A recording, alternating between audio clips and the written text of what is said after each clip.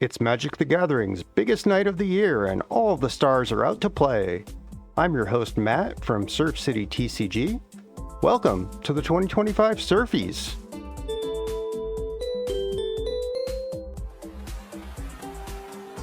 Before we get started on today's awards, I wanted to take a quick moment to thank you all so much. Those of you who have been loyal viewers with me since I started this adventure a little over a year ago, thank you. I couldn't have done it without you. I really appreciate all the encouragement I've gotten, both in the Discord and on YouTube comments and just any other way. It's all been really meaningful to me. This is a new project for me. I've been playing Magic forever, but I'm brand new to content creation. So thank you for bearing with me all the way. Thank you for all of your suggestions and help and encouragement and criticism and everything. It's all been really important to me and really valuable. And I just want to take a moment and thank you all from the heart. And if you're a new viewer seeing my videos for the first time, thank you for checking out a small channel, and I hope you enjoy and I hope you keep watching. If you are enjoying my content, tell your friends and share my videos. Like, it's the best way to help me is just forward it on to a friend who you think will enjoy it. And lastly, before we get to the main event, just a quick couple of words from our sponsors. Just kidding, I don't have any sponsors, but I sponsor myself, so take it from me. Surf City TCG is great. And if you enjoy my content and you haven't already joined my Discord, highly recommend you do that. It's a great place to talk with fellow MTG Bracket 3 Commander enthusiasts. We have a really lively and active Discord, lots of discussion about everything related to Magic and Commander. It's really fun. Even if you've never used Discord before, I actually hadn't really used it ever prior to starting this. It's really simple. It's just like a chat room where you're talking about Magic with people. No pressure.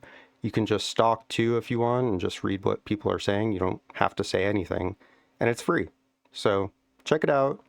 Link to my Discord server is in the description below. Everyone is welcome. Would love to see you there. If you're interested, also please check out my Patreon. Link in the description below.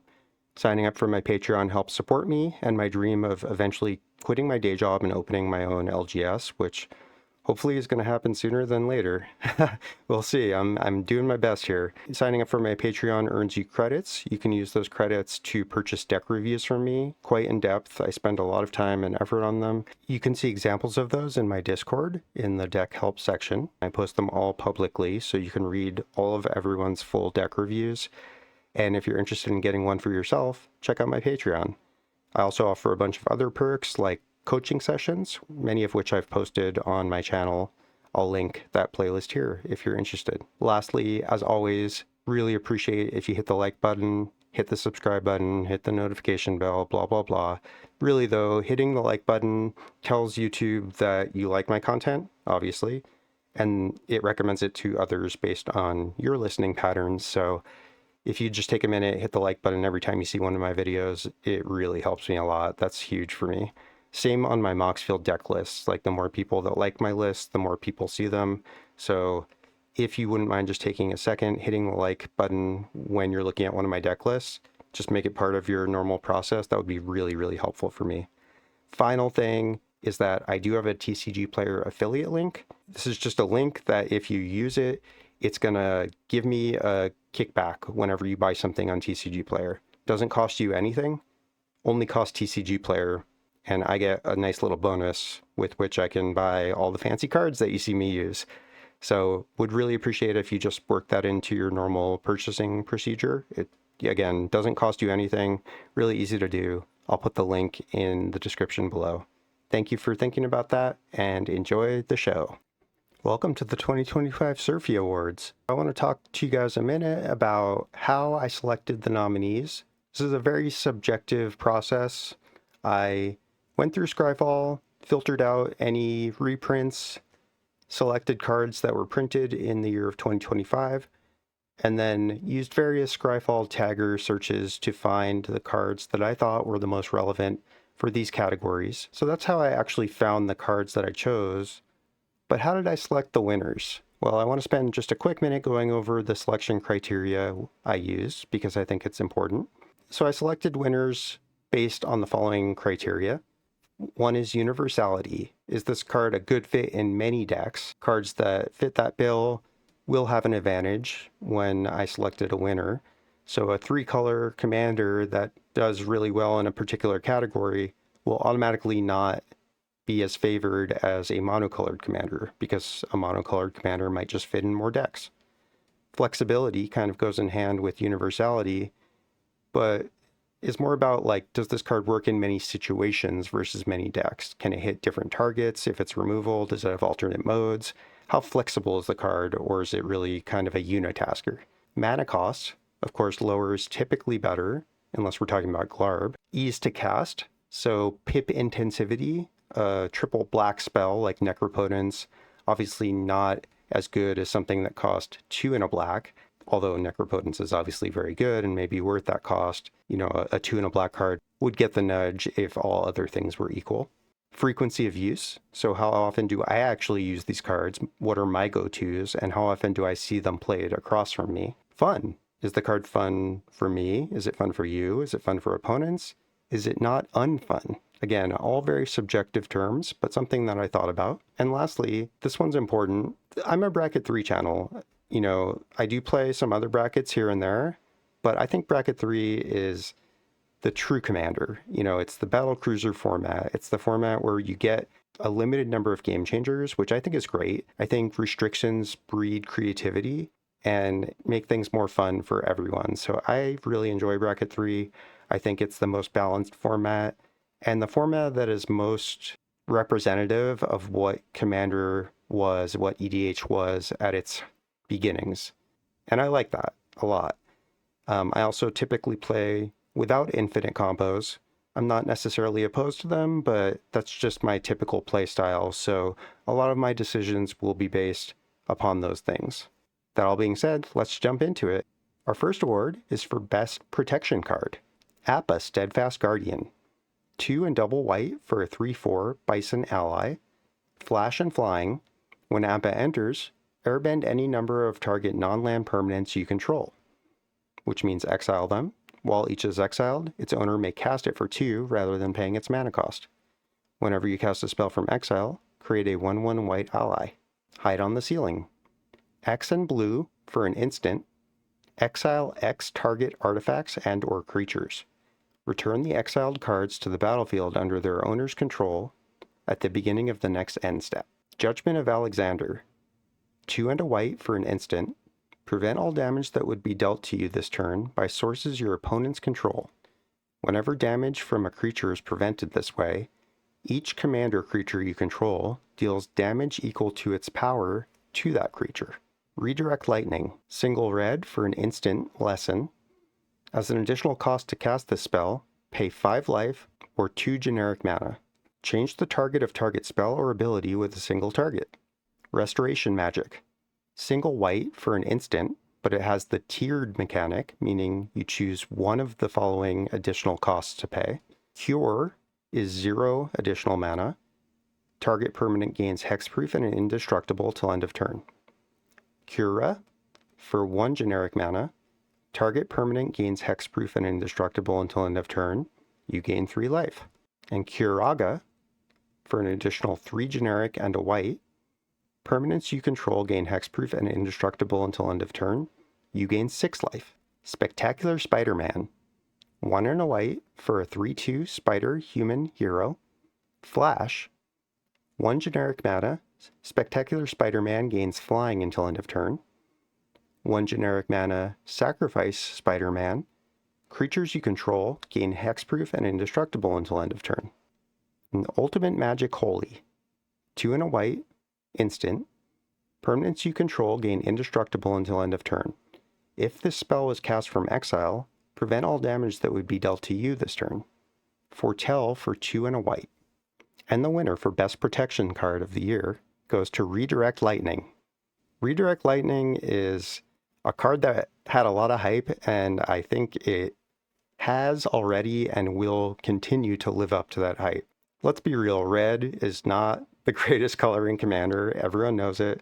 Ever since our boy Dockside got banned, red's kind of been bottom of the barrel from a lot of aspects. So I feel like they really needed this card. This is such a powerhouse. I love that they removed Deflecting Swat from the Game Changer list. I feel like that was a key move for Wizards, so applaud them for that change.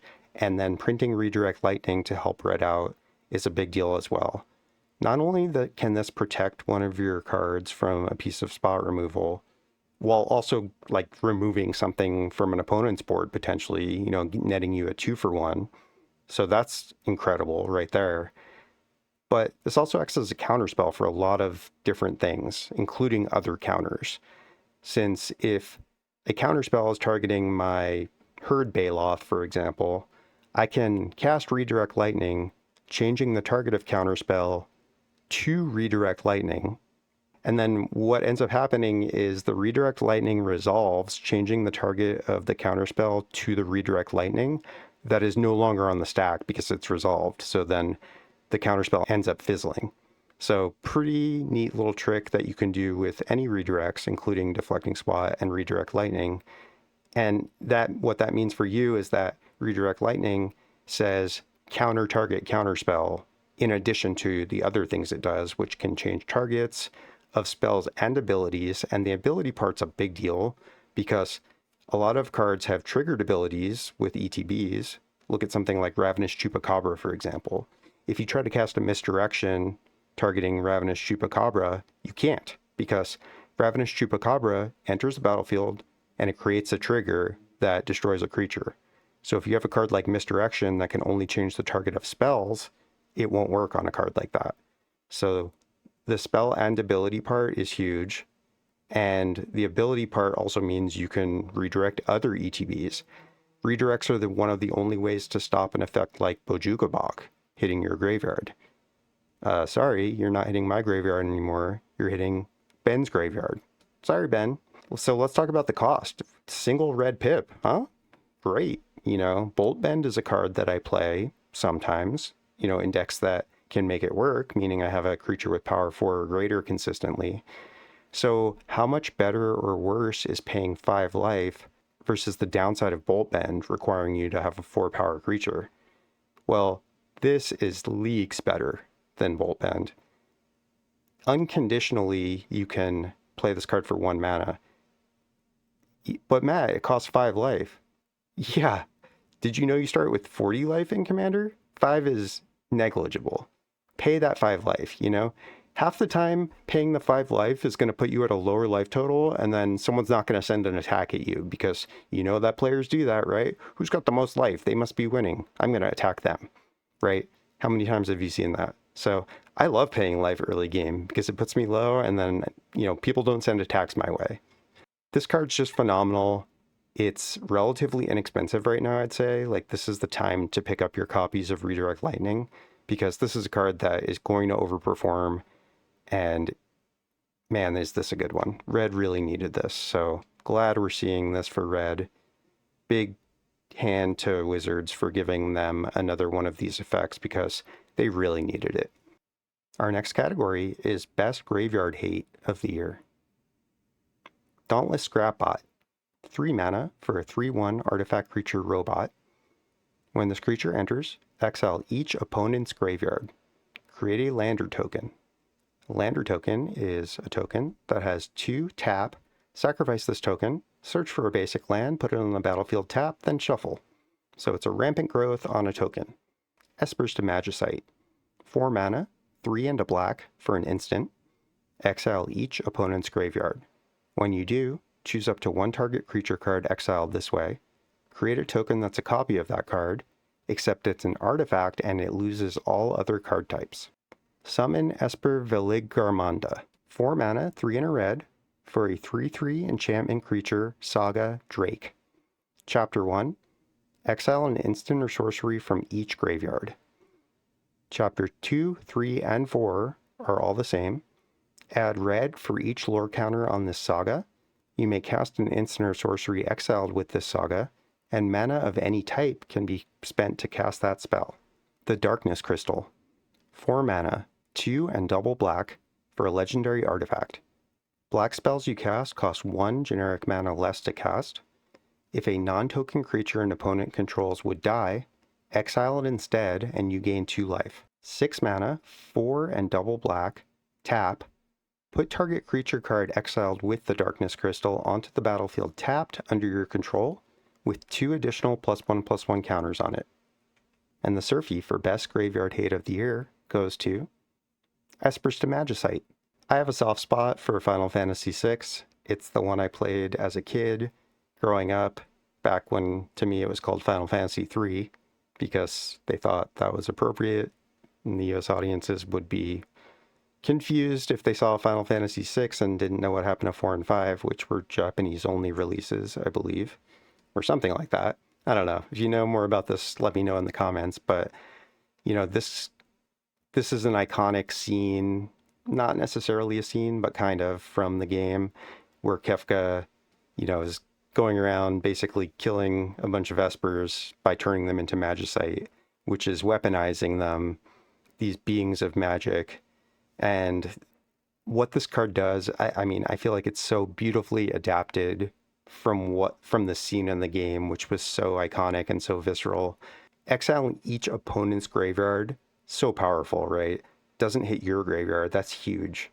And it's in an instant, which is tremendously powerful on a graveyard hate piece, because what that means is, oh, is your opponent casting an Animate Dead, trying to bring back something gross, like a Phyllis Broker of Blood, or Valgavoth, or, you know, Razaketh. Oh, is that what you're trying to do? Just kidding. Instant speed, Espers to Magicite. Now, I have the Villis, and it's not even a creature, right? You make a token that's a copy of it, but it loses all other card types. So it is not a creature anymore. If it was an enchantment creature, it's not an enchantment anymore. It's just an artifact. Now, why is that useful? If it's not a creature, it was a creature. Why is that good? Well, you can't attack or block with it, so that's the downside, I suppose. But opponents can't remove it with their creature removal, right? And it doesn't get hit by wraths or board wipes or of other kinds, right? So you've got a Villis that has Villis's abilities, both the triggered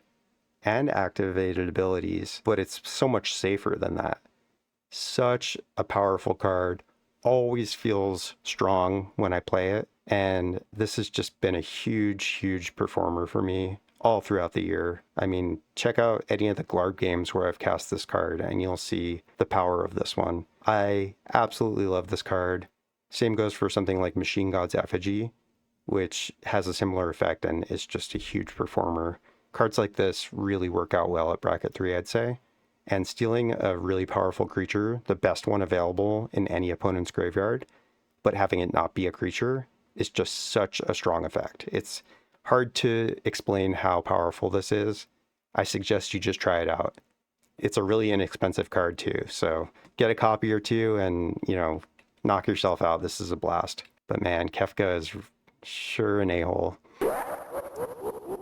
Well, now that we've got the graveyard hate out of the way, let's move on to the Surfie for best reanimation spell. Afterlife from the Loam, 8 mana, 5 and triple black for a sorcery. It has Delve. Each card you exile from your graveyard while casting this spell pays for 1 generic mana. So if you exile 5 cards from your graveyard, you can cast this for triple black. For each player, choose up to 1 target creature in that player's graveyard. Put those cards onto the battlefield under your control. They're zombies in addition to their other types. Colossal Grave Reaver, 8 mana, 6 black and green, for a 7/6 dragon with flying.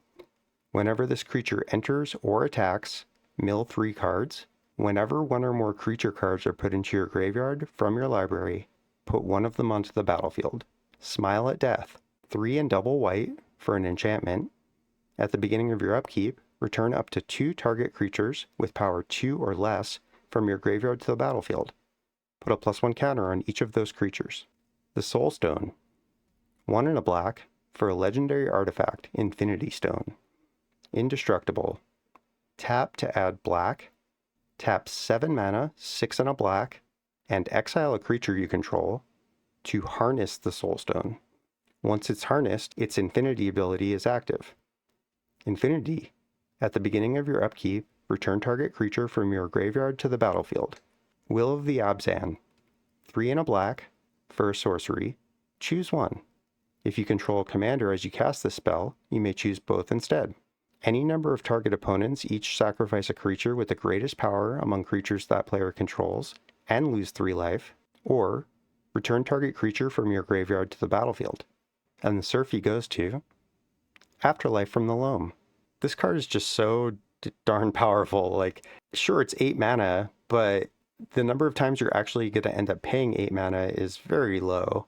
It's trivially easy to get 5 cards into your graveyard that you don't mind exiling. Sure, it's another card that offers a pay-to-win advantage. If you've got fetch lands, your deck's going to be better for a lot of reasons. This is another one. Let's add it to the list. You know, if you don't have your fetch lands, get them, right? Best cards in Magic, period. But Afterlife from the Loam is just such a powerhouse. Who needs to bother casting Rise from the Dark Realms for 9 when this is going to do 80 to 90% of what that would anyway for only 3 mana, potentially? Like, yeah, it's a sorcery. I wish it was an instant, but just play a bunch of flash enablers like I do and cast it at instant speed. Or just cast it at sorcery speed. You get all the ETBs of the creatures that you take. This is a game winner. Usually when you resolve this, you're winning. Like, period. And for a 3 mana sorcery, which is what you're going to pay for this pretty often, try to find a better deal than that. There literally isn't one. This card is so good. Like, paying 2 mana for an Animate Dead that can get 1 creature out of anyone's graveyard is already good, right? And this is not putting an aura on it that they can remove and to remove your creature, right? Plus you get 3 other additional creatures. Like, this is just such a bonkers card. Every time I've cast it, I feel like I've won. And, you know, for 3 mana sorcery, that is a pretty good rate. Up next is the SURFIE for Best Equipment or Aura of 2025. Our first nominee is Buster Sword. 3 mana for an artifact equipment that equips for 2 generic mana. Equipped creature gets +3/+2. Whenever equipped creature deals combat damage to a player, draw a card. Then you may cast a spell from your hand with mana value less than or equal to that damage without paying its mana cost. Genji Glove. 5 mana for an artifact equipment that equips for 3 generic mana. Equipped creature has double strike. Whenever equipped creature attacks, if it's the first combat phase of the turn, untap it. After this phase, there's an additional combat phase. Infantry Shield. 2 and a red for an artifact equipment that has equip for 2 generic mana. Equipped creature has Menace and Mobilize X, where X is its power. Mobilize means whenever it attacks, you create X, tapped and attacking 1/1 red warrior creature tokens. Sacrifice them at the beginning of the next end step. Super State. 7 mana for a legendary enchantment aura. Enchant creature you control. Enchanted creature has base power and toughness 9/9 and has flying, first strike, trample, and haste. Whenever enchanted creature deals combat damage to an opponent, it deals that much damage to each other opponent. The Aether Spark. 4 mana for a legendary artifact planeswalker equipment. As long as the Aether Spark is attached to a creature, it can't be attacked and has, quote, whenever equipped creature deals combat damage during your turn, put that many loyalty counters on the Aether Spark. Starting loyalty of 4. 3 loyalty abilities. The first is +1. Attach the Aether Spark to up to 1 target creature you control. Put a +1 counter on that creature. -5. Draw 2 cards. -10. Add 10 mana of any one color. And the SURFIE for Best Aura or Equipment of 2025 goes to Super State. I love this card.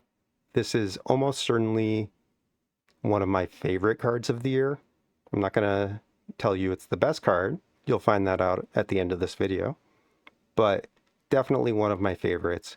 I absolutely love that they gave a colorless way for decks that previously had a pretty hard time closing out games to do that a lot more easily. I love playing this in a mono blue deck.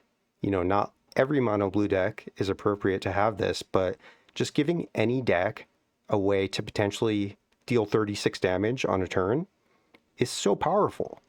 Like, you don't have to just play this in a Voltron deck. you guys. Like, it's good in a Voltron deck because, like, so is Ketis Emberclaw Familiar, right? Like, it's just a way to surprise, like, I'm gonna burn everyone all of a sudden because my commander is all of a sudden hitting everyone. It also helps you get through to players that are otherwise, like, walled up. Like, if they have a million Death Touch flyers, right, and there's no way you can possibly attack them, this gives you a way to attack them by just hitting that other schlub who has no defenses, and then all of a sudden that player is a liability for this Pillow Fort guy, right? And I love that. Not to mention the fact that this is a haste granter, so helpful for colors that really don't have a lot of good ways to give things haste. We're talking about mono green, mono blue, even mono white, like mono black, basically anything but red, like doesn't have great ways to give haste. So putting this in colorless, so nice. You know, as with any aura, this opens you up to kind of huge blowout potential. Like if they remove your creature from underneath you while you're attempting to cast Super State, yeah, that's bad for you. But it's really not that hard to just time it so that you know that no one has anything, because how many times are people just resolving like haymakers, and if someone had a counter or a piece of removal, they would have used it prior to this turn, right? It's not like they're holding it for you. And this kind of comes out of nowhere. Like dropping this onto a creature with 7+1/+1 counters that everyone thought they could chump block, and now you have a 16/16 flyer with trample and haste. It's just like, man, this card has won me so many games over the year, and I love it. I have many copies. I think this is going to be a huge player for many, many years to come. Ultra powerful card. Try it. You'll thank me. It's been massive. Plus, like, it looks beautiful. Like, you know, some people said this art's a little lazy, but I think it looks sweet. It looks phenomenal in person. I only have the rainbow foil ones. I think they're like comparable price, and they pop, and it's just such a rad card. Like I'm absolutely loving this one. Up next is a Surfie for best group slug or burn spell of the year. Fated Firepower. X and triple red for an enchantment with flash. This enchantment enters with X fire counters on it.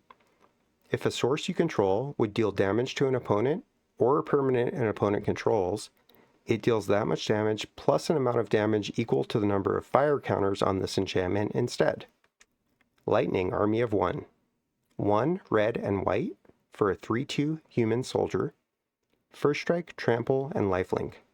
Whenever lightning deals combat damage to a player, until your next turn, if a source would deal damage to that player or a permanent that player controls, it deals double that damage instead. Sephiroth Fabled Soldier. 2 and a black for a 3/3 human avatar soldier. When Sephiroth enters or attacks, you may sacrifice another creature. If you do, draw a card. Whenever another creature dies, target opponent loses 1 life and you gain 1 life. If this is the 4th time this ability is resolved this turn, transform Sephiroth into Sephiroth One-Winged Angel. 5/5 Angel Nightmare Avatar with flying. As this creature transforms into Sephiroth One-Winged Angel, you get an emblem with, quote, whenever a creature dies, target opponent loses 1, and you gain 1. Whenever Sephiroth attacks, you may sacrifice any number of other creatures. If you do, draw that many cards. Vivi Orniteer. 3 mana, 1 blue and red, for a 0/3 wizard. 0 generic mana, add X mana in any combination of blue and or red, where X is Vivi's power. Activate only during your turn and only once each turn. Whenever you cast a non-creature spell, put a +1 counter on Vivi and it deals 1 damage to each opponent. Vivi's Persistence. 1 and a red for an instant. Create a 0/1 black wizard token with, quote, whenever you cast a non-creature spell, this token deals 1 damage to each opponent. Whenever your commander enters or attacks, you may pay 2 generic mana. If you do, return this card from your graveyard to your hand. Wefstalker Ardent. 3 and a red for a 2/3 Drix Artificer. Whenever another creature or artifact you control enters, This creature deals 1 damage to each opponent. Warp for single red. Y'shtola, Knight's Blessed. 1 white, blue, and black for a 2/4 cat warlock. Vigilance. At the beginning of each end step, if a player lost 4 or more life this turn, you draw a card. Whenever you cast a non-creature spell with mana value 3 or greater, Y'shtola deals 2 damage to each opponent and you gain 2 life. The SURFIE for best group slug or burn card of the year goes to Sephiroth, Fabled Soldier. Sephiroth, I think, I'm going to start off by saying, and you might think this is weird, but I'm going to start off by saying that I think this card was a little overrated. It's very good. It's definitely very good, and it's the big winner for Group Slug Burn today over some favorites, and this may be a little of an upset for some of you who might have been expecting Vivi to win. And to be honest with you, I think when it comes to group slugging opponents and doing it well and doing it hard, Vivi is better. But the premise of this award show is that we're talking about bracket 3 games and we're talking about cards that are more universally useful in more decks. Sephiroth is a monocolored card, and I think Vivi's a little outside the scope of bracket 3. I think you can play it as a card in the 99 and it's still going to be really good. But Sephiroth is just another Blood Artist, and honestly, Blood Artist is already such a broken card that giving us another one, even if it's worse, which I don't know if it's worse, I think they're pretty comparable, but being on the same level as Blood Artist is huge. Blood Artist is such a powerful card because it reads when any creature dies, just like Sephiroth. What this means is that not only are you burning everyone anytime one of your creatures dies, but you're burning them anytime someone else's creature dies. And you're also kind of pseudo-protected from board wipes. If someone that would want to cast a board wipe is at, say, 20 life, and there are close to 20 or more than 20 creatures on the board, they effectively can't cast that board wipe. Because if they did, you would just point all of the damage at them. Yeah, they might do it out of spite if they really wanted to, but a lot of players just won't cast it, try to find something else to do instead, try to remove Sephiroth instead. And if they're doing those things that aren't the optimal game plan, then Sephiroth has done his job. And that's the power of cards like Blood Artist and Sephiroth. And that's why the SURFIE goes to Sephiroth today, because not only is it a phenomenal group slug and burn card that also gains you life, not to mention it can flip into an emblem that they can never remove. I actually don't think that's that big of a deal. Half the time, Blood Artist is going to stick around the whole game anyway, because either no one can remove it or you just have a way to reanimate it over and over. So is having an emblem really that different than that? I'm not super worried about the power of the emblem. Everyone else seemed to be like, oh my god, the sky's falling, this is too good. I think it's just too good that they printed another Blood Artist. If they printed Blood Artist 2 and it was the exact same, I think it would be just as good as this. Honestly, all the extra text on this card about ETB sacrifice a creature, draw a card, and attacking, and the emblem and all that, none of that matters nearly as much as this just being Blood Artist 2. That's just my opinion. And this card is phenomenal just because it's another Blood Artist. There are going to be times it's better. There are going to be times that it's worse because you only had 2 mana available and you could have won if you had a Blood Artist instead. So play Sephiroth. He's going to be expensive. Suggest you get one for your collection if you're able, because I don't see this being reprinted in the future, and the price is only going to go up from here after Final Fantasy kind of moves out of the zeitgeist and is not so easy to get anymore. So even though it's expensive, I think now's the time to get yourself a copy, because this card is not going anywhere and it is very good. Next up are nominees for the SURFIE for Best Token Maker of the Year. Starting off with Inox Strike Leader, 1 and a white, for a 2/2 dog warrior. Whenever you attack with this creature and or your commander, for each opponent, create a 1/1 red goblin creature token that's tapped and attacking that player. Sacrifice this creature. Creature tokens you control gain indestructible until end of turn. Aligned Heart is 2 and a white for an enchantment. With Flurry, whenever you cast your second spell each turn, put a rally counter on this enchantment. Then create a 1/1 white monk creature token with prowess for each rally counter on it. Whenever you cast a non-creature spell, this token gets +1/+1 till end of turn, which is the rules text for prowess. Cosmo Grand Zenith, 2 and a white, for a 2/4 human soldier. Whenever you cast your second spell each turn, choose one. Create 2 1/1 white human soldier creature tokens, or put a +1/+1 counter on each creature you control. Elspeth Stormslayer, 3 and double white for a legendary planeswalker, Elspeth. 5 starting loyalty. Static ability, if one or more tokens would be created under your control, twice that many of those tokens are created instead. +1 loyalty, create a 1/1 white soldier creature token. Her 0 ability is put a +1/+1 counter on each creature you control. Those creatures gain flying until your next turn. And her -3 is destroy target creature an opponent controls with mana value 3 or greater. Renewed Solidarity, 2 and a white, for an enchantment. As this enchantment enters, choose a creature type. Creatures you control of the chosen type get +1/+0, and at the beginning of your end step, for each token you control of that type that entered this turn, create a token that's a copy of it. Stridehanger Automaton is 3 mana for a 1/4 artifact creature construct. Thopters you control get +1/+1. If one or more artifact tokens would be created under your control, those tokens plus an additional 1/1 colorless Thopter artifact creature with flying are created instead. Will of the Mardu, 2 and a white, instant. Choose one.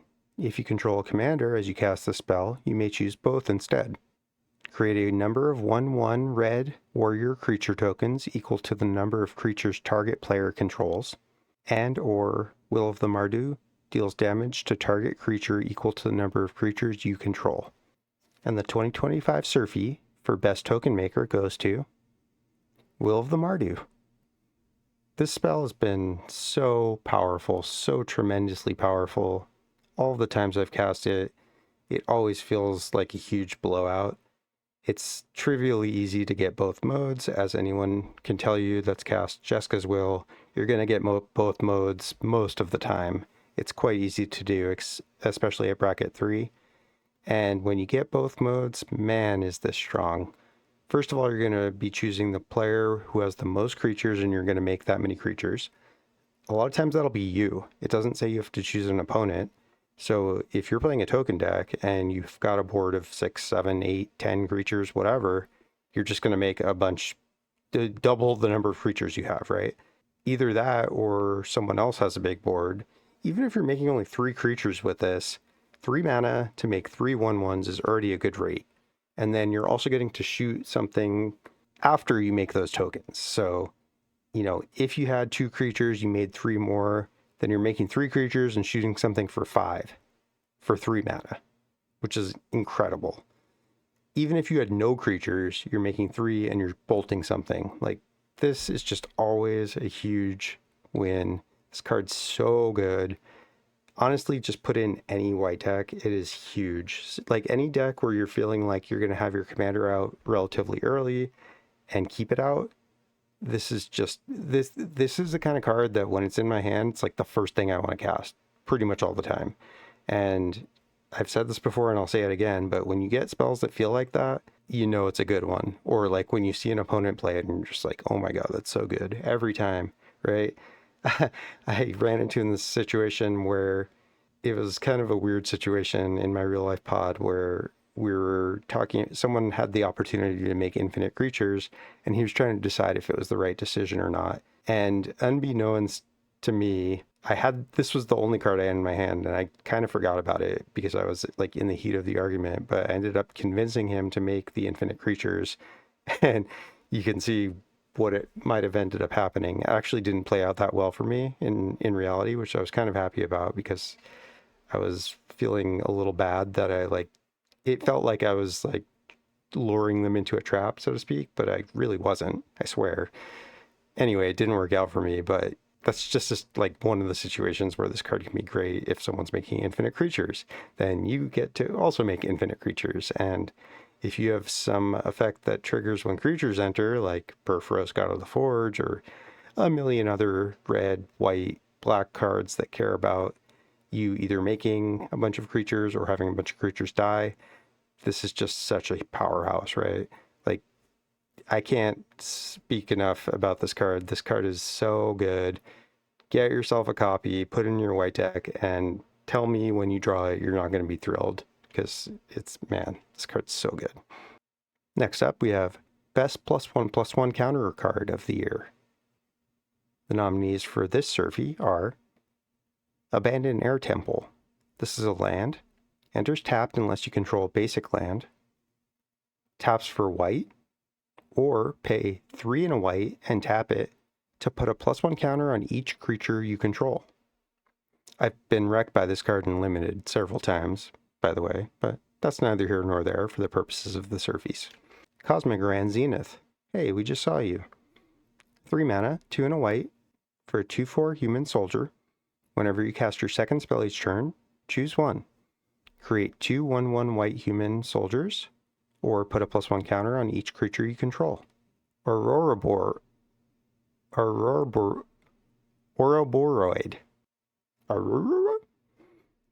2 and double green for a 1/3 plant worm.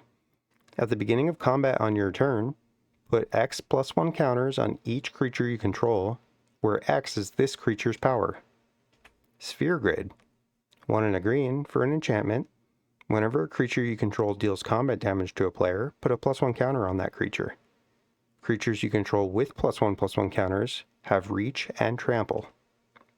The Earth Crystal. 2 and double green for a legendary artifact. Green spells you cast cost 1 less to cast. If 1 or more +1 counters would be put on a creature you control, twice that many are put on that creature instead. 4 and 2 green plus tap the Earth Crystal. Distribute 2 +1 counters among 1 or 2 target creatures you control. And this year's Surfie for Best +1 Counter Card of the Year goes to Ouroboros. Man, is it hard to say, but man, is this a strong card. Talk about a clock. Ouroboros. OB, let's call it. Ouroboros. Man, this is a worm from your nightmares. Oh, it's only a 1/3, guys. It's chill. It's totally fine. It's not gonna like get out of control instantly. And oh, it triggers on combat the same turn you play it. Look at that. That's pretty good. There's only 1 +1 counter right away. And that's like the worst case scenario. If, God forbid, you have a way to have this enter with extra +1 counters, or let's say you've got an Excalibur lying around and you're able to equip it to this thing. Thank God it's not legendary, right? But like, if you have any way to buff this creature's power, either when it enters or with equipment, it's insane. Like, this is already a huge threat. Like, if you do nothing to it, it comes down, it immediately gives your team +1/+1, including itself. That happens the first turn. And then, like, if you have an additional combat, anyways, let's stop talking about extenuating circumstances and just talk about the regular situation, which is this comes down to a 1/3. It gives a +1 counter to your whole team and becomes a 2/4, right? Then if it survives, which you should never let this creature survive. Like, let me be crystal clear here. This is kill on sight. Like, you need to do everything within your power to kill this, or you're going to lose, because the following turn, it's a 2/4, and it's going to give 2 +1 counters to your whole team. I think you can see where this is going. Exponential growth for your whole team. Every turn this is out. And if you have any way to buff it, which decks that are playing this card are going to, it's like Skeleton City for everyone. Seriously. This card's nuts. I mean, any card like this, oh, it dies to Doomblade, whatever. You know, Green has so many like must-answer threats in a +1 counter deck that like you can't deal with all of them. And if this is just one of the ones that comes down at some point, Green is like infamous now for these threats that can just win the game all by themselves, right? And I don't know what to tell you. Just like pack more removal, question mark? Or like be sparing with your removal. I mean, honestly, play more board wipes. It's sad because I hate games with tons of board wipes, but there's not a great way to counter a strategy like this in a bracket 3 game that's like gonna go a little bit long. This is a great card for the bracket, and this is a very good card. Extremely expensive right now because it's like killing fools in standard and in draft. I've lost this card in draft when Power Cube was on Arena. Yeah, this is just a monster. Huge monster. Must be answered or you're going to lose to it. And that's a good card in EDH. Who knew? Our next category is the SURFIE for Best Life Gain card of the year. And we're going to start off with Halia, Guided by Light.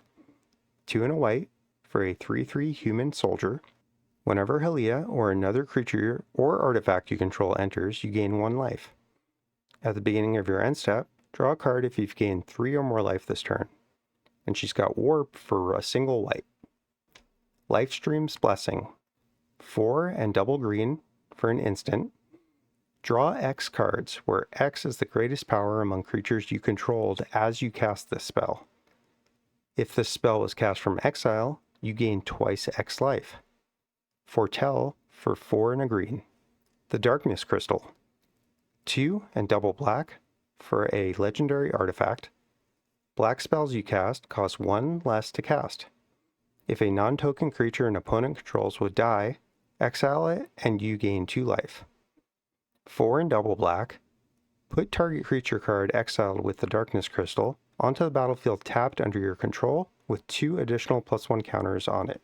The Wind Crystal. 2 and double white for a legendary artifact. White spells you cast cost 1 less to cast. If you would gain life, you gain twice that much life instead. 4 and double white, tap. Creatures you control gain flying and lifelink until end of turn. Y'shtola, Knight's Blessed. 1 white, blue, and black for a 2/4 cat warlock with vigilance. At the beginning of each end step, if a player lost 4 or more life this turn, you draw a card. Whenever you cast a non-creature spell with mana value 3 or greater, Y'shtola deals 2 damage to each opponent and you gain 2 life. And the SURFIE for Best Life Gain spell of the year goes, hands down, in my opinion, to Lifestream's Blessing. Man, is this card a monster. I've been so impressed with this spell. Not only is it a great rate, it's an instant, you're drawing X cards, X equal to the power. We've seen this in green before. There are even ones that are cheaper, like Return of the Wild Speaker. But, and I'm going to move past the card draw part in a sec because we're talking about life gain here, but it's obviously critically important for this card. The crazy thing about this card is if you look at the wording, it cares about the greatest power among creatures you controlled as you cast this spell. So it's not a cast trigger, but on cast it does lock in the greatest power of creatures you control. So unlike all of the other green card draw spells that are in a similar vein to this, they can't snipe the creature out from under you to kind of fizzle this. Not that it would fizzle, but like if you had a 6/6 and a bunch of 1/1s and you cast Return of the Wild Speaker, and they said in response, I'm going to Swords of Plowshares or 6/6, you're only going to draw 1 card. But if they do that exact same thing with Lifestream's Blessing, you're still drawing 6, baby. So this card is just nuts for that reason. And then, oh my god, look at this life gain part. You always want to foretell this card. Like, I mean, there's going to be some situations where like you really need to cast it right then, you just drew it, whatever. But in general, I'd say like pay the 2, put this face down, and then cast it later and gain like 14 life, 16 life, 20 life, and draw 6, 7, or 8 cards. Oh, just like try losing a game where you resolve this spell and you're drawing like 5+ cards and getting 10+ life. This card just has been so impressive to me. Like, seriously, just put this in any green deck and it will perform for you. Lifestream's Blessing, huge fan. Absolutely love this card. On we go to the SURFIE for best counterspell and variants thereof of the year. Starting off the list with the guy at the beginning of most lists, because his name starts with 2 A's. Aang Swift Savior. 1 white and blue for a 2/3 human avatar ally. Flash. Flying. When Aang enters, airbend up to 1 other target creature or spell. And for Waterbend 8, you can transform Aang into Aang Enlaw, Ocean's Fury, a 5/5 avatar spirit ally with reach and trample. Whenever Aang and La attack, put a +1 counter on each tapped creature you control. Another avatar card for our counters list. Katara's Reversal. 2 and double blue for an instant. Counter up to 4 target spells and or abilities. Untap up to 4 target artifacts and or creatures. Louisoix's Sacrifice. Single blue for an instant. As an additional cost to cast this spell, sacrifice a legendary creature or pay 2 generic mana. Counter target activated ability, triggered ability, or non-creature spell. Redirect Lightning. Single red for an instant lesson. As an additional cost to cast this spell, pay 5 life or 2 generic mana. Change the target of target spell or ability with a single target.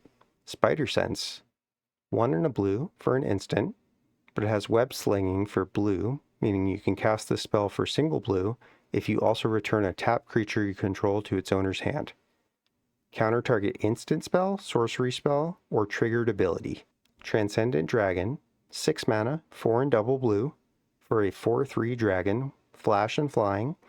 When this creature enters, if you cast it, counter target spell. If that spell is countered this way, exile it instead of putting it into its owner's graveyard, then you may cast it without paying its mana cost. And the 2025 SURFIE for best counter of the year goes to Redirect Lightning, a 2-time winner tonight so far. This spell is just incredible. I mean, it's pretty incredible to me that I'm sitting here telling you that the best counter spell of 2025 is a red card, because I didn't think that would happen, but here we are. You know, this isn't strictly a counter spell. I talked about it earlier. It can counter basically any other counter spell, and it can counter a lot of single target removal spells. Not exactly, but it's actually better, right? Because you're turning it against them, Aikido, so to speak, right? But it can't counter board wipe, it can't counter creatures, so a little bit of a iffy one in terms of calling this a counter, because it's not always reliably a counter, but I think often enough it's going to function in a similar way, and the end result will be the same, that I feel comfortable giving Redirect Lightning best counter of the year. Part of it is the fact that I don't feel like there were any really outstanding counterspells this year. The others that I listed here that were nominees were the best ones, I think.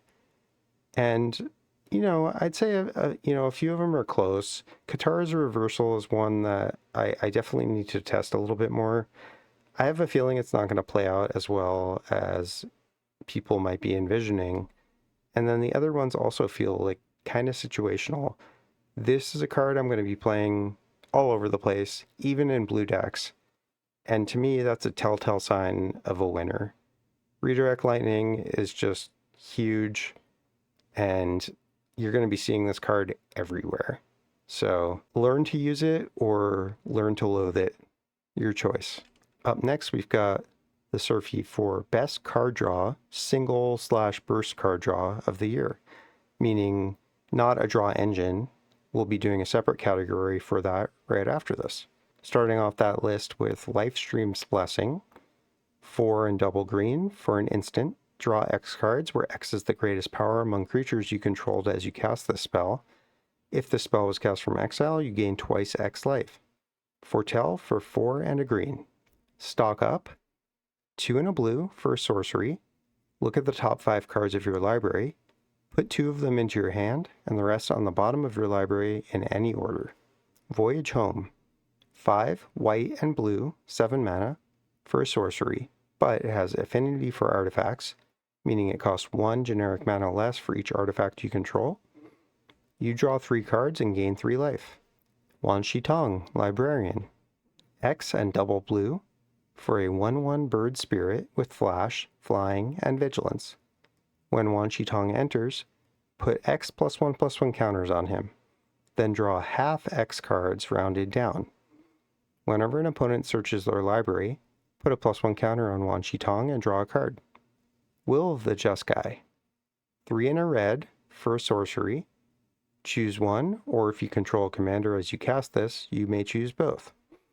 Each player may discard their hand and draw 5 cards, or each instant and sorcery in your graveyard gains flashback until end of turn. Flashback is equal to its mana cost. And the SURFIE for best single-use card draw of the year goes to Lifestream's Blessing. Get back up here. You're a winner again. I already extolled the virtues of this card, but I mean, green is just king of the hill when it comes to bracket 3 nowadays. Like, no colors really hold a candle to green anymore. They have the best ramp, they have the best card draw, they have fine removal. It's not great, but like, they get by. Green is just busted, and this card is in no small part a huge contributor to that. Like, you can't even, they're taking away all of the counterplay. Like, the fact that you get to draw even if the creature is removed makes this so strong. They had to tack on gaining twice X life to this too. I don't know, you guys. Like, this card's just so good. Like, I don't know what else to say. This is like such a good card. Just use it, and you're gonna draw X cards and gain twice X life, and you're gonna be like, that Matt knows what he's talking about. This card's great. Trust me, I guarantee. All right, on we go to best card draw engine of the year. Starting off with Herd Heirloom. 1 and a green for an artifact.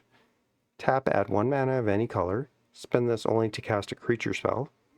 Or tap it, and until end of turn, target creature you control with power 4 or greater gains trample, and, quote, whenever this creature deals combat damage to a player, draw a card. Insight Engine is 2 and a blue for an artifact. 2 generic mana and tap it. Put a charge counter on this artifact, then draw a card for each charge counter on it. Monument to Endurance is 3 mana for an artifact.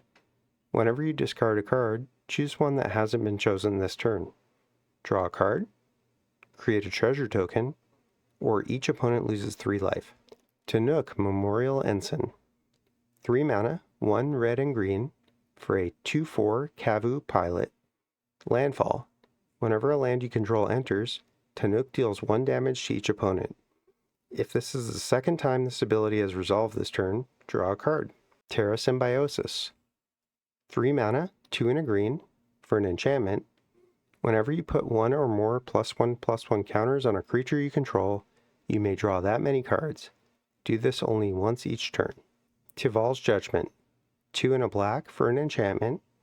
Whenever 1 or more cards leave your graveyard, choose one that hasn't been chosen this turn. Draw a card, create a treasure token, or create a 2/2 black zombie druid creature token. The Endstone. 7 mana for a legendary artifact. Whenever you play a land or cast a spell, draw a card. At the beginning of your end step, your life total becomes half your starting life total, rounded up. And this year's SURFIE for best card draw engine goes to Terra Symbiosis. Hey, look, another green card. Go green, green, green, green. Terra Symbiosis is a little situational. It does lose points for flexibility, universality, because it only goes in decks that put +1 counters on creatures, but a lot of decks do that. I don't know if you've played Magic recently, but +1 counters are everywhere. And getting to draw that many cards every time you do it, yeah, it's only once a turn. Wow, what a huge limiter. I only get to draw 5 cards every turn, and if you're putting +1 counters on things on opponents' turns, you're drawing cards on every turn. This card just goes so hard, and yeah, it's just, this is a card you have to deal with, or it's just going to sit there and accrue so much value that you're going to feel like you can never get out from under it. It's just really strong. Like, even if they're only drawing one card a turn off it, which is unlikely in a deck that's playing this card, but even if that were true, it's still better than Phyrexian Arena, which I think is a good card. Like, and this is in green. Green is not supposed to be better than black at drawing cards. But, you know, we are where we are now, and like, this is the new normal. And this card is just very, very strong. If you see someone play this, figure out how to get it off the board or how to get them off the board, or you're going to be off the board, if you know what I'm saying. On to my favorite category, Best Land of the Year.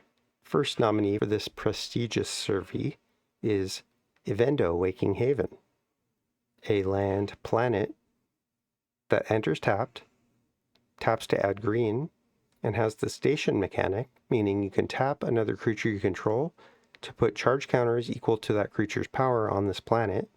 Station only as a sorcery. And then once you've got 12 charge counters on it, Evendo can pay green and tap to add green for each creature you control. Mistrized Village is a land that enters tapped unless you control a mountain or a forest. Taps to add blue, or blue and tap it. The next spell you cast this turn can't be countered. Starting Town, land, town. This land enters tap unless it's your first, second, or third turn of the game. Tap to add a colorless mana, or tap, pay 1 life, add 1 mana of any color. Uthros Titanic God Core, land, planet, enters tapped. Taps to add blue. Station, tap another creature you control, put charge counters equal to that creature's power on this planet at sorcery speed. And then once Uthros has 12 counters on it, you can pay blue and tap it to add blue for each artifact you control. Lastly, we have the whole cycle of 10 Verge lands. I've listed Gloom Lake Verge here just as an example, but all of the Verge lands have similar functionality to this one in that they can tap for one of the 2 colors always, and then they can tap for the other color if you control a island or a swamp. And the winner for Best Land of the Year goes to Uthros, Titanic God Core. It's hard. We had some really good lands here. I think Evendo is a close second, but Uthros, the thing is, like, Tolarian Academy is banned in Commander, and with good cause. Gaia's Cradle is not banned. You know, whether or not it should be is not something that I want to discuss here, but it's not. And neither of these are, this is not Tolarian Academy, and Evendo is not Gaia's Cradle. However, they are the same equivalency to each other one. So by that logic, Uthros is better than Evendo. If you were to believe that Wizards has made a good decision and has Gaia's Cradle unbanned and Tolarian Academy banned. So the fact that we're getting a version of Tolarian Academy, which is possibly the most broken land in the history of the game, this card's just been really big for me. The thing is, I think artifact decks, especially blue artifact decks, make more artifacts than do green decks making green creatures or just any creatures. Therefore, the other thing is, like, being in blue, having access to extra mana is a lot more beneficial. Well, it's equally beneficial, but it's a lot harder to do than it is in green. Green's great at making mana, right, already. So having a land that makes even more mana, it's still good, but it's not as important to that color since they have other ways to do that, right? Including Gaia's Cradle, which is not banned. So they could just be playing Gaia's Cradle, which is far better because it doesn't take, a single mana to activate it. It doesn't have to station to get there. Uthros does a thing that a ban land does. Yeah, it takes a blue to activate it, but I think in general you're making more mana on average, and it's a little bit harder to station probably since you're in blue. But man, if you get this online, it just turns into a huge, huge powerhouse, and Blue has a lot more ways to, I think, abuse the mana, and that's one of the things that makes this land so scary. This is the kind of land that scales with the power level of your deck, so it's a little bit worse in bracket 3, but bracket 3 has tons of powerful artifact strategies, and this is just a huge, huge win for those strategies, as if they needed even more. Up next, we've got Best Mana or Ramp of the Year. The Surfie nominees are Badger Mole Cub, 1 and a green for a 2/2 Badger Mole. When this creature enters, Earthbend 1, which means target a land you control to become a 0/0 creature with haste that's still a land, put a +1 counter on it. When it dies or is exiled, return it to the battlefield tapped. Whenever you tap a creature for mana, add an additional green. The Cabbage Merchant, 2 and a green for a 2/2 Human Citizen. Whenever an opponent casts a non-creature spell, create a food token. Whenever a creature deals combat damage to you, sacrifice a food token. Tap 2 untapped foods you control, add 1 mana of any color. My cabbages! The Eternity Elevator, 5 mana for a legendary artifact spacecraft. Tap to add triple colorless. Station, tap another creature you control, put charge counters equal to that creature's power on this spacecraft, sorcery speed only, and when this reaches 20 or more charge counters, it can tap to add X mana of any one color, where X is the number of charge counters on it. Icetill Explorer, 2 and double green for a 2/4 Insect Scout. You may play an additional land on each of your turns. You may play lands from your graveyard, and landfall whenever a land you control enters, mill a card. Knuckles the Echidna, 2 and double red for a 2/4 Echidna Warrior. Double strike, trample, and haste. Whenever one or more creatures you control deal combat damage to a player, create a treasure token. At the beginning of your upkeep, if you control 30 or more artifacts, you win the game. Monument to Endurance, 3 mana for an artifact. Whenever you discard a card, choose one that hasn't been chosen this turn. Draw a card, create a treasure token. Each opponent loses 3 life. The Regalia, 4 mana for a 4/4 artifact vehicle with haste. Whenever the Regalia attacks, reveal cards from the top of your library until you reveal a land card. Put that card onto the battlefield tapped and the rest on the bottom in a random order. Crew for 1 mana. The Soulstone, 1 and a black for a legendary artifact Infinity Stone. Indestructible. Tap to add black. 6 and a black and tap it. Exile a creature you control to harness the Soulstone. And then at the beginning of your upkeep, if the Soulstone is harnessed, return target creature from your graveyard to the battlefield. Traveling Chocobo, 2 and a green for a 3/2 bird. You may look at the top card of your library at any time. You may play lands and cast bird spells from the top of your library. If a land or bird you control entering the battlefield causes a triggered ability of a permanent you control to trigger, that ability triggers an additional time. Vivi Ornithir, 3 mana, 1 blue and red for a 0/3 wizard. 0, add X mana and any combination of blue and or red, where X is Vivi's power. Activate only during your turn and only once each turn. Whenever you cast a non-creature spell, put a +1 counter on Vivi and it deals 1 damage to each opponent. And the Surfie for Best Mana or Ramp Spell of the Year goes to Icetill Explorer. Don't act so surprised. Icetill Explorer is just, what can I say that hasn't already been said about this phenomenal card? 3 incredible abilities, all combined onto one creature, not even legendary, not even mythic. Thank goodness, it's already expensive, even at rare. You get a 2/4 body, which is great. You get to play 2 lands a turn, awesome. You can play lands from your graveyard, even awesomer. And then landfall milling a card, that's huge. These are all extremely powerful, potent abilities. They synergize so well together. This is just a monster of a card. Like, if you haven't seen it already, I mean, what game have you been playing? Because I feel like he comes up in every single game, either on my board or someone else's board or both, because it's just that good. With a single fetch land, this means you're never missing a land drop for the rest of the game, or until you run out of fetchable lands, because you can always just keep replaying that fetch land from your graveyard. You get to mill 2 cards every time, because you mill one when you play the fetch land, you mill another one when you crack the fetch land, and you get to do that twice a turn. It's just outrageously powerful.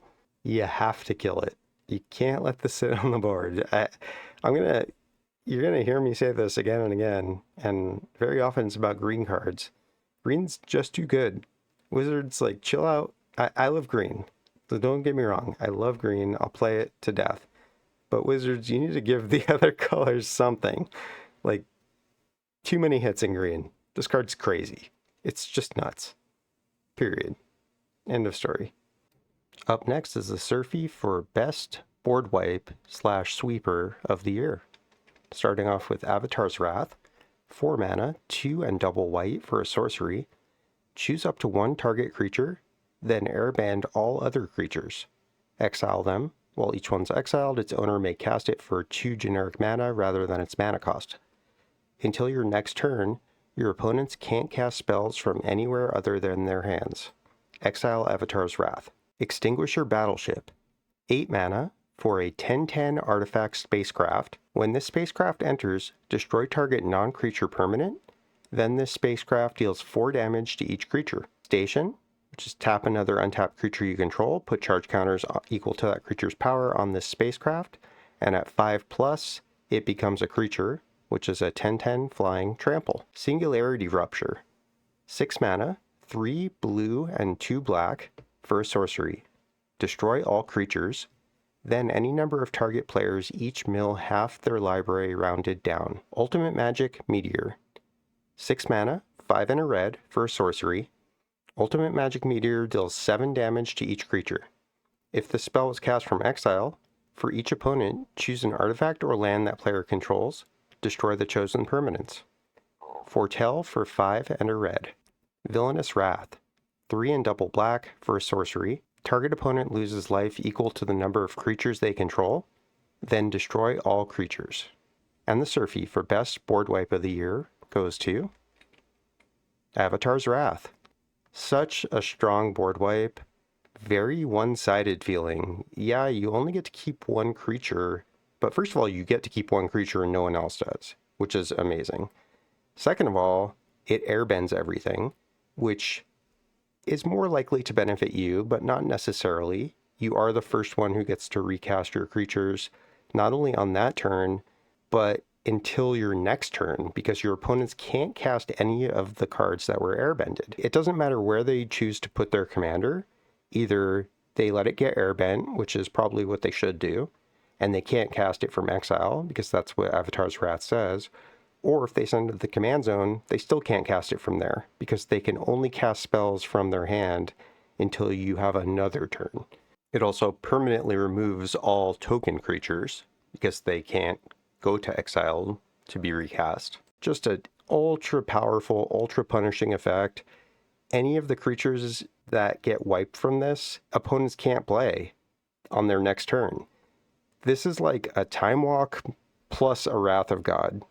Just has been playing out so powerfully. You're the first one who gets to develop for sure. Even if you only had enough mana to cast Avatar's Wrath and you couldn't recast any of the creatures that you airbended for yourself. First of all, again, you get to keep 1, so that's great. But then also, they can't cast anything until after you've taken another turn. So you get a whole nother turn to replay everything that you airbended, and then everyone else gets to go. This basically guarantees that you start the mid-game on the front foot. It is such a strong Wrath. I did not realize how good this was until I played it a couple times, and man, is it powerful. Actually was very, very close to picking Villainous Wrath as the winner for SURFIE of the Year, and I do absolutely love that card as well. So No shade to that one, but Avatar's Wrath has just turned out to be so strong that I had to give the Surfie for Sweeper to it because it's just that good. Our next category is Best Single Target or Spot Removal Spell of the Year. And the Surfie nominees are Deadpool Trading Card, 4 mana, 2 black and red, for a 5/3 mutant mercenary hero. As Deadpool enters, you may exchange his text box and another creature's. At the beginning of your upkeep, you lose 3 life. 3 generic mana, sacrifice this creature. Each other player draws a card. The Legend of Yang Chen, 3 and double white for a enchantment saga. Starting with you, each player chooses up to 1 permanent with mana value 3 or greater from among permanents your opponents control. Exile those permanents. Chapter 2, you may have target opponent draw 3 cards. If you do, draw 3 cards. Chapter 3, exile the saga and return it transformed under your control as Avatar Yang Chen, a 4/5 avatar with flying. Whenever you cast your second spell each turn, airbend up to 1 other target non-land permanent. Meringue River Regent, 6 mana, 4 and double blue, for a 6/7 flying. When this creature enters, return up to 2 other target non-land permanents to their owner's hands.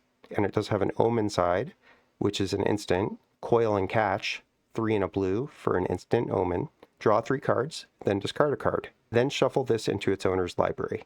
Summon Bahamut, 9 generic mana for an enchantment creature saga dragon. 9/9 flying. Chapter 1, destroy up to 1 target non-land permanent. Chapter 2, same thing. Chapter 3, draw 2 cards. Chapter 4, Mega Flare. This creature deals damage equal to the total mana value of other permanents you control to each opponent. Summon Yojimbo, 3 and a white for a 5/5 enchantment creature saga samurai. Vigilance. Chapter 1, exile target artifact, enchantment, or tap creature an opponent controls. Chapters 2 and 3, until your next turn, creatures can't attack you unless their controller pays 2 generic mana for each of those creatures. And Chapter 4, create X treasure tokens, where X is the number of opponents who control a creature with power 4 or greater. Ugin, Eye of Storms, 7 mana for a legendary planeswalker, Ugin, 7 starting loyalty. Static ability, when you cast this spell, exile up to 1 target permanent that's 1 or more colors. Whenever you cast a colorless spell, exile up to 1 target permanent that's 1 or more colors. +2, you gain 3 life and draw a card. 0, add 3 colorless mana. -11, search your library for any number of colorless non-land cards, exile them, then shuffle. Until end of turn, you may cast those cards without paying their mana costs. Wheel of the Abzan, 3 and a black, sorcery. Choose one, but if you control your commander, you may choose both. Any number of target opponents each sacrifice a creature with the greatest power among creatures they control and lose 3 life. Or return target creature from your graveyard to the battlefield. Will of the Mardu, 2 and a white, choose one, but if you control your commander, you can choose both. Create a number of 1/1 red warrior creature tokens equal to the number of creatures target player controls.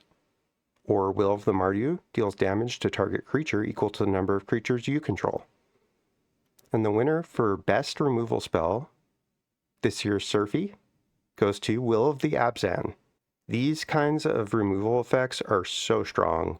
If you've ever played with or against something like Shieldred's Edict, Soul Shatter, Vona's Hunger, you know how devastating an effect like this can be.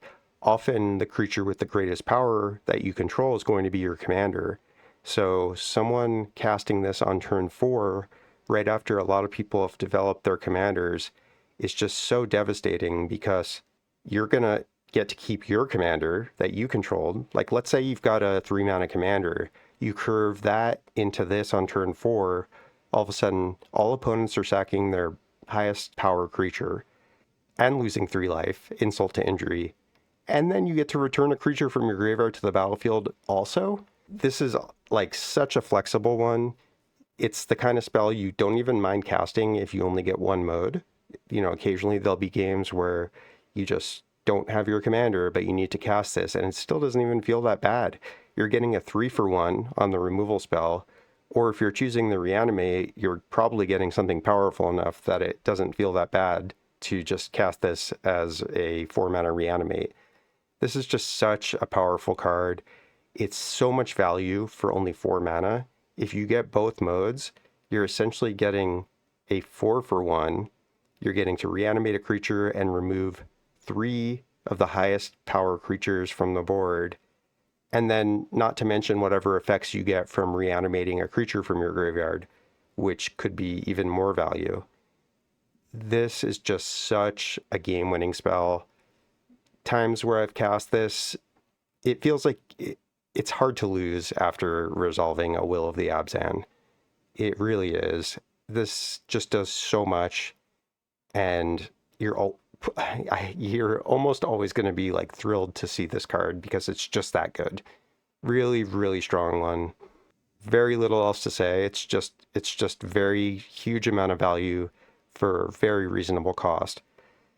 Thank goodness it's not an instant. That would be way too good. Any reanimation at instant speed needs, it's too good. But man, do I love this in like Glarb or in Oscar, where I can cast it at instant speed very often because it's so good when you do that. It's so good anyway. This card's just great. Up next, the SURFIE for Best Tutor of the Year. Starting off with Cloud Midgar Mercenary. 2 white for a 2/1 human soldier mercenary. When Cloud enters, search your library for an equipment card, reveal it, put it into your hand, then shuffle. As long as Cloud is equipped, if an ability of Cloud or an equipment attached to it triggers, that ability triggers an additional time. Nature's Rhythm. X and double green for sorcery. Search your library for a creature card with mana value X or less, put it on the battlefield, then shuffle. Harmonize for X and 4 green, meaning you can cast this from your graveyard for its Harmonize cost, and you may tap a creature you control to reduce the cost by an amount of generic mana equal to that creature's power, then exile this spell. Repurposing Bay. 2 and a blue for an artifact, 2 generic mana, and tap it. Sacrifice another artifact. Search your library for an artifact card with mana value equal to 1 plus the sacrificed artifact's mana value. Put that card onto the battlefield, then shuffle. Activate only as a sorcery. Tezzeret, Cruel Captain. 3 generic mana for a legendary planeswalker, Tezzeret. 4 starting loyalty. Whenever an artifact you control enters, put a loyalty counter on Tezzeret. 0. Untap target artifact or creature. If it's an artifact creature, put a +1 counter on it. -3. Search your library for an artifact card with mana value 1 or less, reveal it, put it into your hand, then shuffle. -7. You get an emblem with, quote, at the beginning of combat on your turn, put 3 +1 counters on target artifact you control. If it's not a creature, it becomes a 0/0 robot artifact creature. The Seriema. 3 mana, 1 and double white for a 5/5 legendary artifact spacecraft. When the Seriema enters, search your library for a legendary creature card, reveal it, put it into your hand and shuffle. Station. Tap another untapped creature you control, put charge counters on this spacecraft equal to that creature's power at sorcery speed, and at 7+ charge counters, this becomes a 5/5 flying that says other tapped legendary creatures you control have indestructible. And the SURFIE for Best Tutor of the Year goes to Cloud Midgar Mercenary. Stoneforge Mystic, eat your heart out. Cloud is just straight up better. This is power creep at its finest, folks. I mean, yeah, it cost double white instead of colorless white, but give me a break. This is so good. I mean, Stoneforge is very good too. The ability to drop in equipment from your hand makes it very powerful, but Cloud's ability to double the triggers of any equipment on him is really where it's at, because you know what you do with Cloud? You go find yourself a Skull Clamp. Ever heard of this card? It's pretty good. You know what's even better than a Skull Clamp? A Skull Clamp that triggers twice on the creature that tutored for it. Yes, what Cloud says is 2 mana, draw a Skull Clamp. 2 colorless mana, play a Skull Clamp, draw 4 cards. Is that good?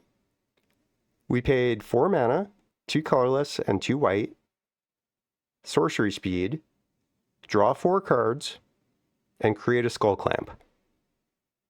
Tell me if that card's good.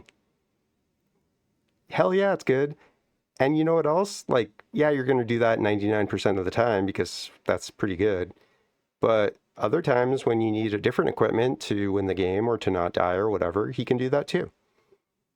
But, 99 out of 100 times, I am going to be playing the 4 mana sorcery that says draw 4 cards and create a skull clamp because, just think about those words I just said. 4 mana, draw 4, create a skull clamp. Yes, that is what Cloud does. Sure, they can interact and kill your Cloud before you skull clamp it, and that would suck. But no one does that. And if they do, don't do it to me. Come on, guys. I'm losing. Up next, we've got the most subjective category. Deal with it. Most fun / most other card of the year. Lol. Colossal Grave Reaver. 8 mana, 6 black and green, for a 7/6 dragon with flying. Whenever this creature enters or attacks, mill 3 cards. Whenever one or more creatures are put into your graveyard from your library, put one of them onto the battlefield. Deadpool trading card. 2 black and red for a 5/3 mutant mercenary hero. As Deadpool enters, you may exchange his text box and another creature's. At the beginning of your upkeep, you lose 3 life. 3. Sacrifice this creature. Each other player draws a card. Duelist's Flame. X and double red for an instant. Until end of turn, target blocked creature you control gets +X+0 and gains trample, and, quote, whenever this creature deals combat damage to a player, look at that many cards from the top of your library. Exile up to 1 non-land card from among them, put the rest on the bottom. You may cast the exiled card without paying its mana cost. Go-Go Master of Mimicry. 2 and a blue for a 2/4 wizard. X, and tap. Copy target activated or triggered ability you control X times. You may choose new targets for the copies. This ability can't be copied, and X can't be 0. Mana abilities can't be targeted. Jumbo Cactuar. 5 and double green for a 1/7 plant. 10,000 needles. Whenever this creature attacks, it gets +9,999 +0 until end of turn. Starfield Vocalist. 4 mana, 3 and a blue for a 3/4 human bard. If a permanent entering the battlefield causes a triggered ability of a permanent you control to trigger, that ability triggers an additional time. Warp for 1 and a blue. Superstate. 7 generic mana for a legendary enchantment aura. Enchant creature you control. Enchanted creature has base power and toughness 9/9 and has flying, first strike, trample, and haste. Whenever enchanted creature deals combat damage to an opponent, it deals that much damage to each other opponent.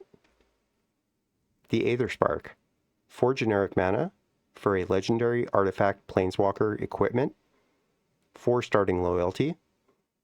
As long as the Aetherspark is attached to a creature, the Aetherspark can't be attacked and has, quote, whenever equipped creature deals combat damage during your turn, put that many loyalty counters on the Aetherspark.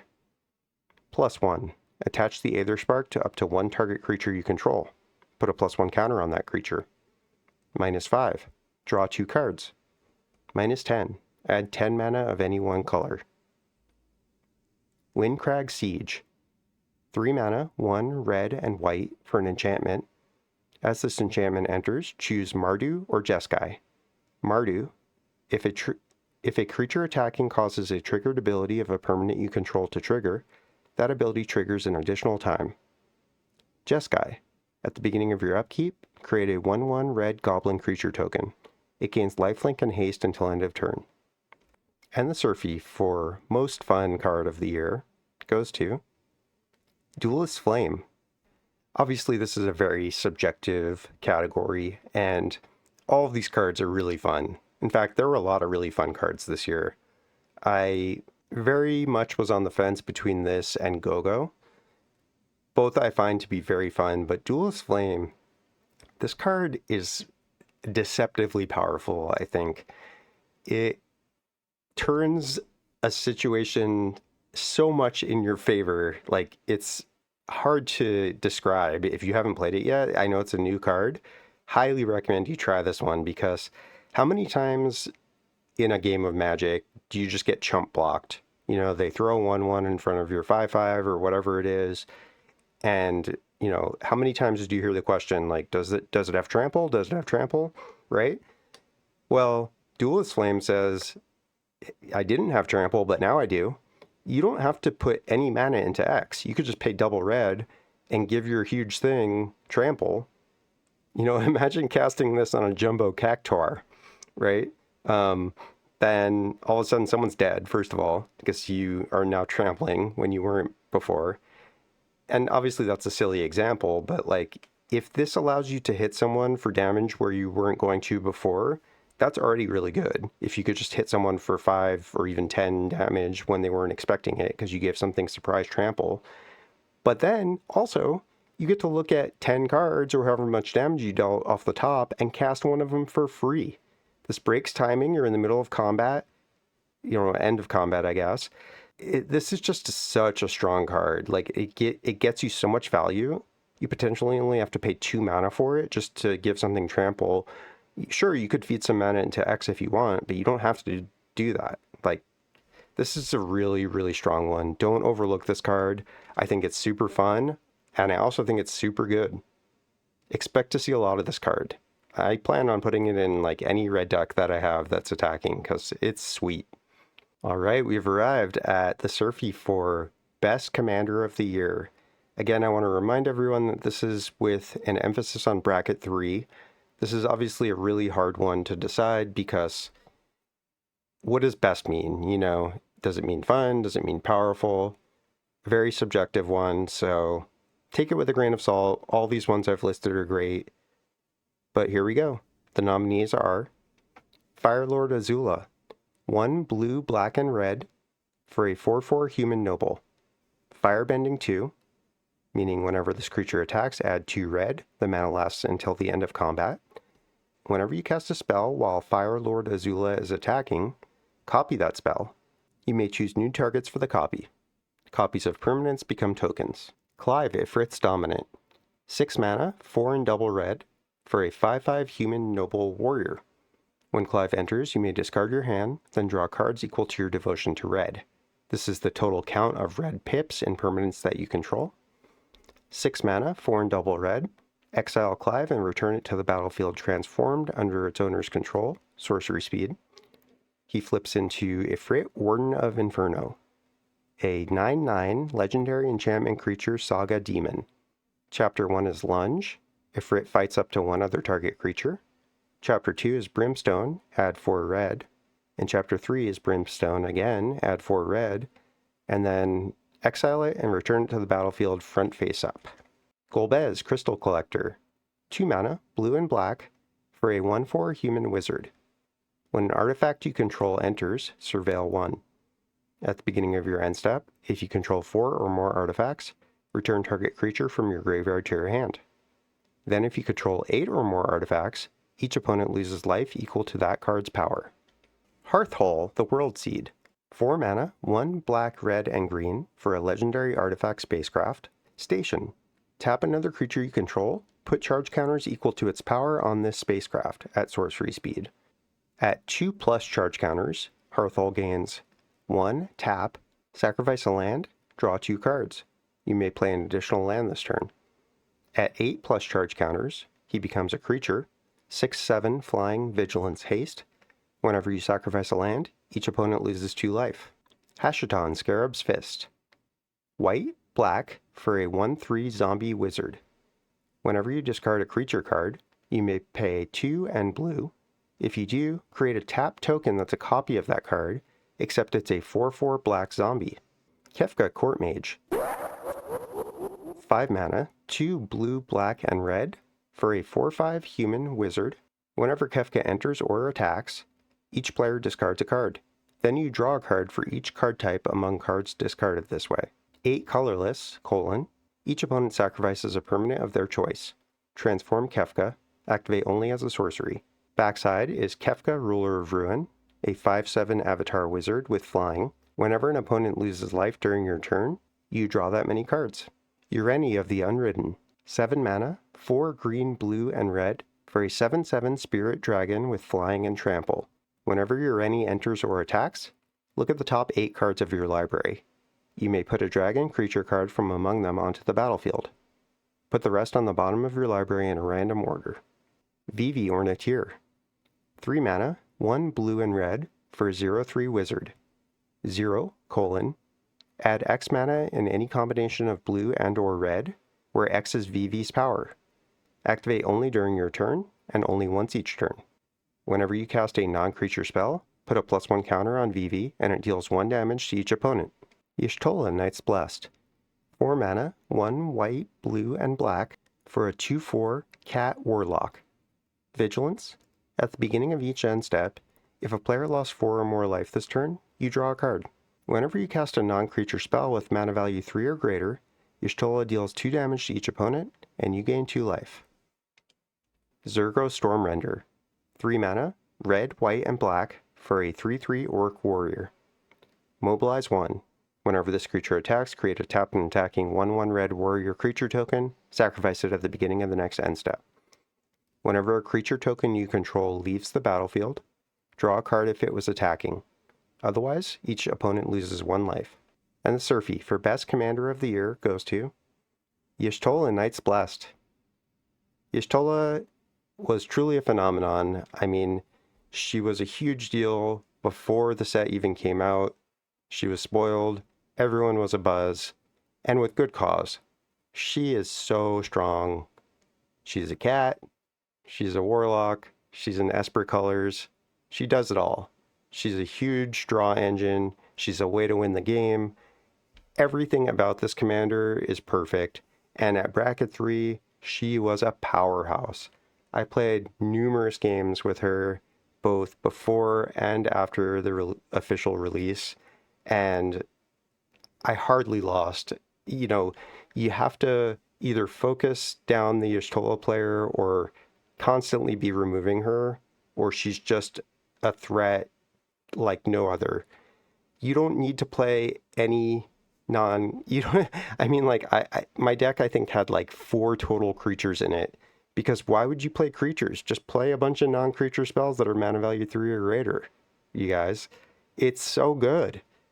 And, like, you can clone her, you could play a Spark Double or Arenicus' Vile Duplication, make another one of her.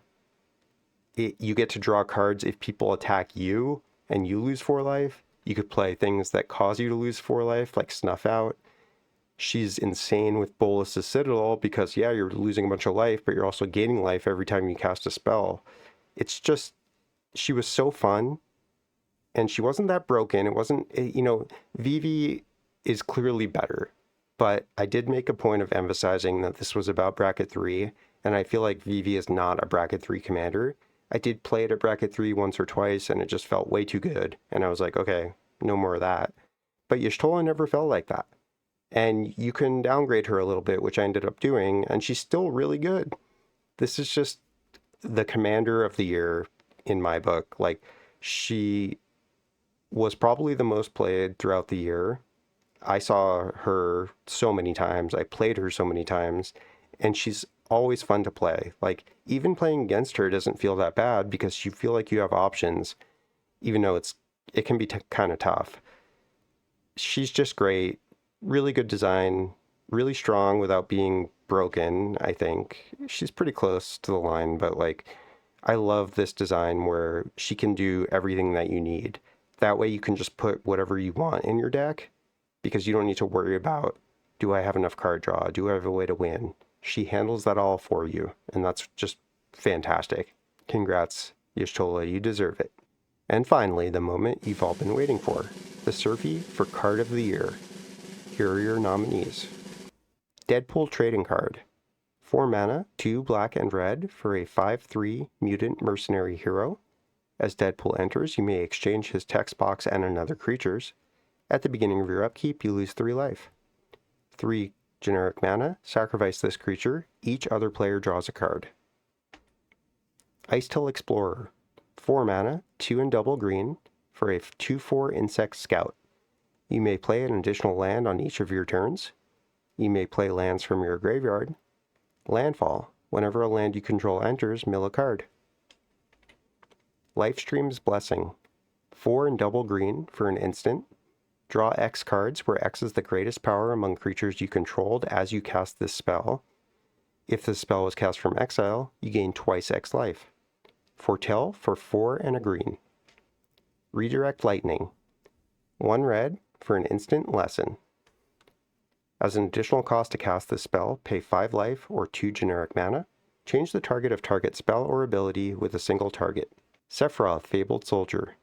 2 and a black for a 3/3 human avatar soldier. When Sephiroth enters or attacks, you may sacrifice another creature. If you do, draw a card. Whenever another creature dies, target opponent loses 1 life, and you gain 1 life. If this is the 4th time this ability has resolved this turn, transform Sephiroth into Sephiroth One-Winged Angel, 5/5 Angel Nightmare Avatar with flying. As this creature transforms into Sephiroth One-Winged Angel, you get an emblem with, quote, whenever a creature dies, target opponent loses 1 life and you gain 1 life. Whenever Sephiroth attacks, you may sacrifice any number of other creatures. If you do, draw that many cards. Super State. 7 generic mana for a legendary enchantment aura. Enchant creature you control. Enchanted creature has base power and toughness 9/9 and has flying, first strike, trample, and haste. Whenever enchanted creature deals combat damage to an opponent, it deals that much damage to each other opponent. Vivi Ornithir. 3 mana, 1 blue and red for a 0/3 wizard. 0, add X mana in any combination of blue and or red where X is Vivi's power. Activate only during your turn and only once each turn. Whenever you cast a non-creature spell, put a +1 counter on Vivi and it deals 1 damage to each opponent. And the Surfie for Card of the Year goes to Ice-Till Explorer. Ice-Till Explorer is the card of the year. It's hard to say anything that I haven't already said. He's just such an incredible package, all in one beautiful insect body. 4 mana gets you 3 phenomenal abilities that have huge synergy with each other, huge synergy with a landfall deck in general, or with any graveyard deck, but he doesn't need to be in one of those decks. This card has a home in any green deck. It's just that good. He empowers your fetch lands because we didn't have any cards that did that before. Hey, fetch lands are good now, you guys. Thanks, Ice-Till Explorer. You know, he's an exploration, he's a Crucible of Worlds, and he's a mill engine, all in one card at a phenomenal rate. Like, if this card was 5 mana, I'd still play it. If this card was 6 mana, I would still play it. That's how good it is. If it was 7 mana, I would strongly consider it. But it's none of those. It's 4 mana. Crazy. This card is crazy pushed. Get a copy. This is one of the most bang for your buck that you can get. You want to power up at your deck? Get yourself an Ice-Till Explorer. Yes, it's better if you have fetch lands, but it's good anyway. This card is nuts. Because, like, even if you don't have fetch lands, his mill ability is going to put lands into your graveyard naturally. This card's crazy. It's just nuts. Green. Play some... You want some advice from me? Play some more green. You want to make the green? Play the green. Thanks for watching. Hope you liked it. Any flubs? Any snubs? Any disagreement with what I chose? Let me know in the comments. I'd love to chat about it, or join my Discord. Thanks for watching. Matt from Surf City TCG signing off. Happy New Year. By supporting me on Patreon, you help me toward my dream of quitting my day job and opening my own local game store. You can earn credits that you can use toward in-depth and detailed deck reviews, one-on-one coaching sessions, custom tokens, and more. Thanks for your consideration. I truly appreciate your support.